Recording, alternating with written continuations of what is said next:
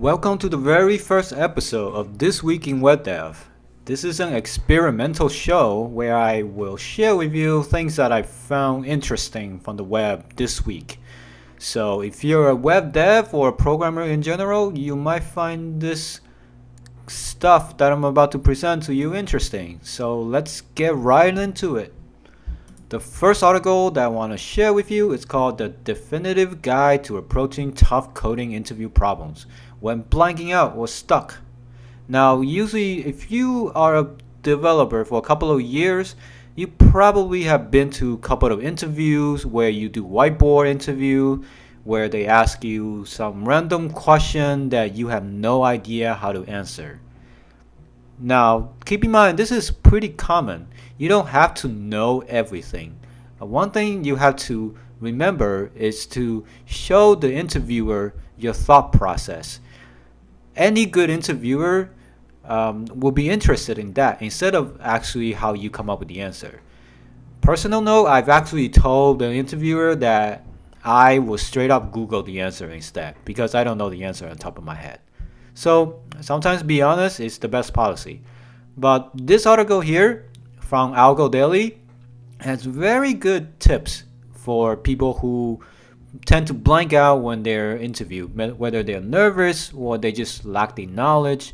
This article covers it all. So looking at the table of contents here, it says why the nerves, a note about communication, how to communicate better, and then a couple of examples of certain things that they might interview you about. So it doesn't go too deep like a book, but this article will show you, on high level how you should handle certain situations. So give that a read. The next article I want to show you is called A Complete Guide to Threads in Node.js. Node.js is known to be a single-threaded asynchronous architecture. And that is the secret of how it can handle multiple and thousands of connections at once. But did you know that Node.js can handle multi-threaded requests as well? I didn't either until I read this article or I read the news a few weeks ago that the latest version of Node.js actually can handles threads with something called worker threads. So it's kind of complex, and if you never worked with threads before, this may be foreign to you. So I suggest you do some background reading first before you go deep into this article. But if you are experienced, this article has a lot of nice information about how Node.js works underneath. And it goes over the new worker threads feature. So it's a very long read, but I promise you will love this article. This article here, let me close the pop-up box. It talks about how US workers hate open office spaces. Now we are sort of in this trend where tech companies mostly will put people in a factory-like setting where there is no cubicles. So all your desks are open and you're sitting next to your colleagues or your teams, and people are getting frustrated with this. And with this article, it talks about certain survey with 1,000 U.S. workers where 76% of Americans hated open office. Now, and the top reasons, not surprisingly, is lack of privacy. You're overhearing too many people talk.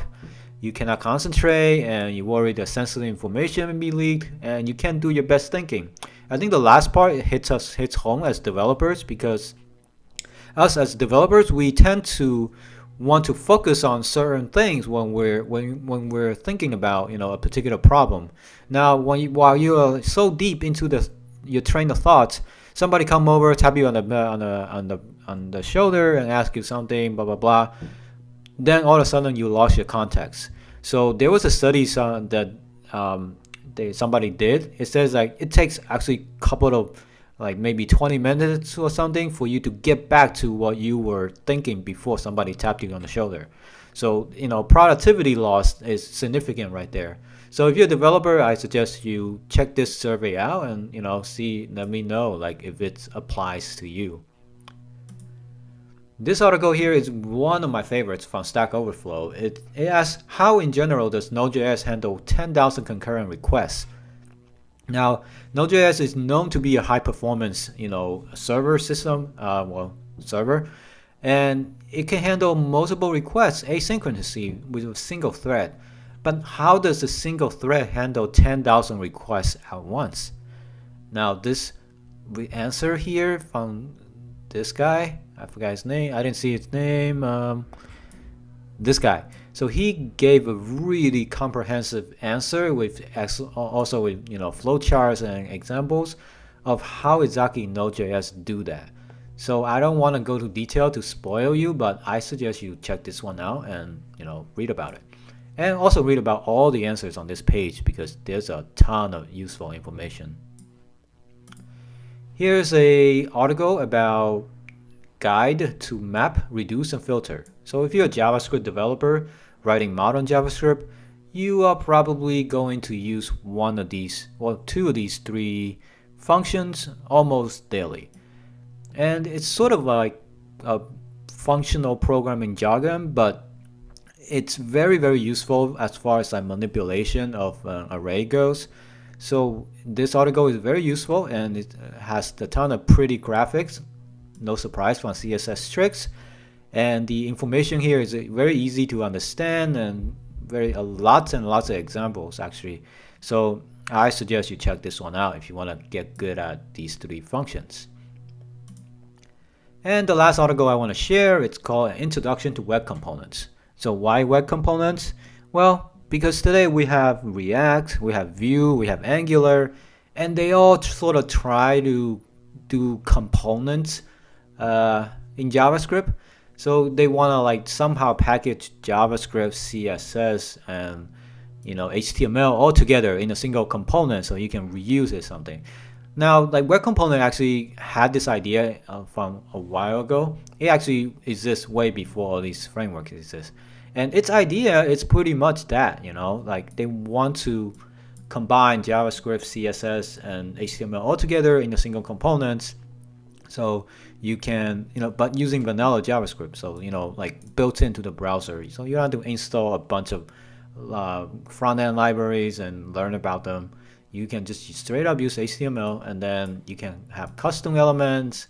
So it's pretty good. And I think GitHub is using web components in some of their websites, components. So it uses the idea of Shadow DOM. I don't want to go into detail, but you should definitely read about this if you want to learn more about web components. And now the fun part. Let's get to some demos. Demos is when I share with you some of the fun libraries and maybe CSS demos every week where they're pretty fun. The first thing is this called slicker.me. It's a physics sandbox written in JavaScript.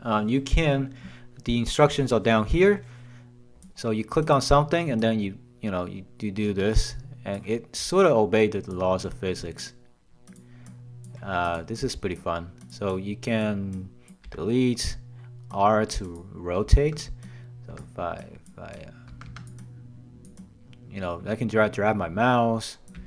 So and this pendulum thingy here, it's pretty fun and it's written in JavaScript. So if you're interested in how this is done, here's the code. It has code descriptions on how you can do it.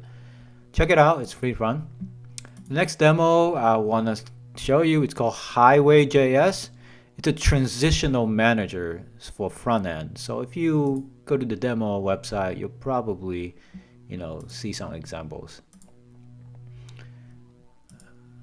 So if I do this, well, we go back to Google. Demos. Okay. So if I click here, you can go to a specific demo using Highway.js, and it transitions the website nicely for you. You don't have to write all that stuff yourself. So if I scroll down, you'll see like stuff coming in, all these fancy transition effects that you usually see on like the Apple website or something. Let's try this one. So it looks, so as you scroll, stuff comes in. Yeah. So if you ever want to make a landing page like that, you can use Highway.js to help you do it. And the next demo, actually I want to skip this one. This demo here, it's amazing, by Matthew Willocks. It's it looks like a card, but you know, when I run it, so if I run it,